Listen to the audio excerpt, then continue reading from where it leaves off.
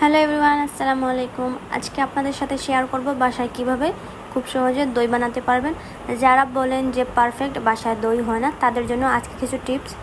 আমার টিপসটা অবশ্যই ফলো করলে আপনারা বাসায় খুব পারফেক্টভাবেই দই বানাতে পারবেন। তো বেশি কথা না বাড়িয়ে চলুন ভিডিওটা শুরু করি। প্রথমে আমি একটি প্যানে নিয়ে নিচ্ছি 3 টেবিল চামচ চিনি। 3 টেবিল চামচ চিনি নিয়ে এখন আমি ক্যারামেল তৈরি করব।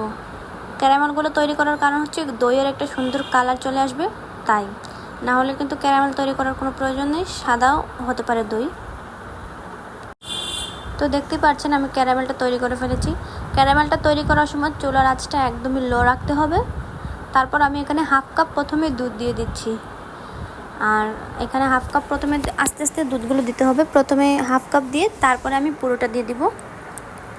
তো হাফ কাপ দিয়ে আমি প্রথমে একটু নেড়ে চেড়ে তারপর পুরো দুধটা ঢেলে দিচ্ছি। আর এই দুধটা যখন জাল হবে তখন সবসময় অনবরত নেড়ে চেড়ে জাল করে নিতে হবে। আর এখানে আমি মোট দিয়েছি 3 কাপের মতো দুধ। এখন এই দুধটাকে আমি ভালো করে জাল দিয়ে 3 কাপ থেকে 2 কাপ পরিণত করব।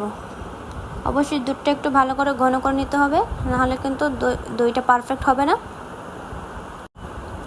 আর অনবরত নেড়ে চেড়ে সবসময় দিতে হবে, নাহলে একটা মোটা সর পড়ে যাবে যদি দুধটা না নেড়ে চেড়ে দিই। আর সাইডে কিছু পোড়া লেগে যায় তাহলেও হবে না।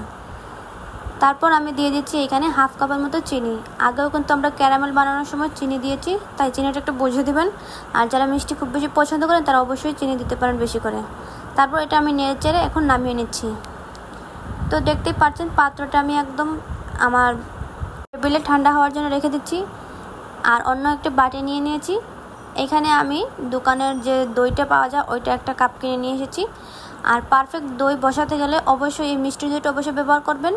তারপর আমি দইটাকে একটু ফেটিয়ে নিচ্ছি যাতে কোনো দানাদার ভাব না থাকে। আর আপনারা চাইলে এখানে টক দইটা দিতে পারেন, কিন্তু আমার মনে হয় টক দইটা না দিলেই ভালো। একটু টক টক ফ্লেভার আসে টক দইটা দিলে মিষ্টি দইয়ের সাথে। যাই হোক আমি দিইনি, আপনারা চাইলে দিতে পারেন, কিন্তু অবশ্যই তার মাঝে আবার মিষ্টি দইটাও দিতে হবে। তারপর এখন আমি যে দইটা রেখেছি এইটা এখন দিয়ে দিব দুধের মাঝে। এই রেসিপি ফলো করলে অবশ্যই পারফেক্ট দই হবে, আপনারা একটু ফলো করবেন। তারপর আমি এটাকে আবার নেড়েচেড়ে ভালো করে নিচ্ছি। এটা কিন্তু অনেকটাই ঘন হয়ে গেছে এখন। তারপর আমি এইখানে পাত্র নিয়ে নিয়েছি, যে পাত্রে আমি দই বানাবো। আর এই দইগুলো কিন্তু এই পাত্র যে দইয়ের, এগুলো আমি আগে দই খেয়েছিলাম আর এগুলো রেখে দিয়েছিলাম যাতে আমি বাসায় যখন দই বানাবো তখন যাতে এটাতে বানাতে পারি। তাই আসলে আমার এই ছোটো ছোটো পাত্রগুলো আসলে অনেক ভালো লাগে। তার সাথে আমি একটা ছোটো টিফিন বক্সও নিয়ে নিয়েছিলাম, টিফিন বাটি যেটা, ওটা তো আমি দই বানাবো। শুধু টিফিন বাটিতে না, আমার আসলে অনেকটাই দই হয়েছিল এইটাতে। তো আধা কেজি দিয়ে অনেকটা পরিমাণ দই বানিয়ে ফেলেছিলাম।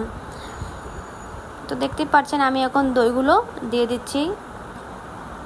আর দইগুলো যদি আপনাদের মনে হয় যে পারফেক্ট হয় না, পরের দিন পর্যন্ত রেখে দেবেন। অবশ্যই এটা রাত্রে বানানোর চেষ্টা করবেন, কারণ রাত্রে বানালে অনেক সুন্দর হয়। তারপর আমি সবগুলো ঢেলে দেখুন একটা কাঁচের বাটিতে অল্প কিছু নিয়ে নিচ্ছি। এখন আমি এটা র্যাপিং পেপার দিয়ে র্যাপ করে নিয়েছি যাতে উপরে কিছু না ভরে। একদিন পর্যন্ত পুরো গরম কাপড় দিয়ে আমি রেখে দিচ্ছি পরের দিনের জন্য। আর দেখতেই পাচ্ছেন আমার দইগুলো খুব সুন্দর হয়েছে। আর এখানে কিন্তু আমি দইগুলো একটু ফ্রিজে রেখে দিয়েছিলাম, তাই একটু শক্ত হয়ে গেছিলো। আর আমি এখানে যে রেখেছিলাম পারফেক্ট হয়েছে। দইগুলো যদি আপনাদের মনে হয় যে না বসেনি, পরের দিন যদি দেখেন রাতে বানানোর চেষ্টা করবেন, অনেক গরম জায়গায় রাখার চেষ্টা করবেন। আর যদি দেখেন যে দই বসেনি, তাহলে অবশ্যই আপনারা একটা গরম পানির ডেগে নিয়ে নেবেন দইগুলো, আর 15 থেকে 20 মিনিটের মতো রেখে দেবেন। আজকের মতো এখানে বিদায় নিচ্ছি। আল্লাহ হাফেজ।